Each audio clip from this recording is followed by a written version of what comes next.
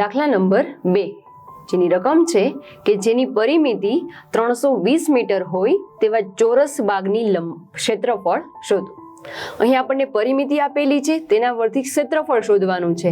તો ચોરસની પરિમિતિ જેનું સૂત્ર થશે 4 ગુણ્યા બાજુની લંબાઈ, અને ચોરસના ક્ષેત્રફળ જેનું સૂત્ર થશે કે લંબાઈ ગુણ્યા લંબાઈ.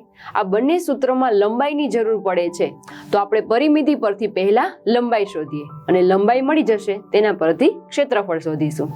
તો સૌપ્રથમ અહીંયા લખીએ કે ચોરસ આપેલું છે કે ચોરસની પરિમિતિ બરાબર 4 ગુણ્યા બાજુની લંબાઈ. આ થશે સૂત્ર.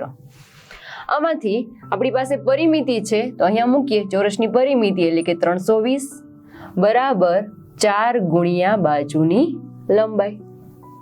હવે બાજુની લંબાઈ શોધવી છે તો તેની સાથે 4 ગુણાકારમાં છે, જો બીજી બાજુ જાય તો ભાગાકારમાં આવે.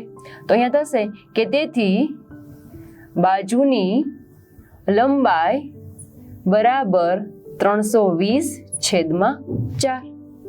બંને બેકી સંખ્યા છે, છેદ ઉડશે, 4 8 32 અને પાછળ શૂન્ય રહેલું છે એટલે કે 80 મીટર. તેથી ચોરસની બાજુની લંબાઈ 80 મીટર થાય.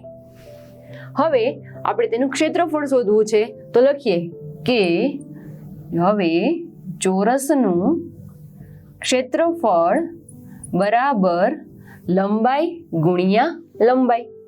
લંબાઈ છે આપણી પાસે 80 ગુણ્યા 80, જે થશે 6400. અહીંયા પાછળ એકમ આવશે મીટર સ્ક્વેર, કેમ કે બંનેનો એકમ મીટર ગુણ્યા મીટર એટલે કે મીટર સ્ક્વેર. તો રકમમાં આપણને કીધું હતું કે ચોરસ બાગનું ક્ષેત્રફળ, તો તેથી લખીએ કે તેથી ચોરસ બાગનું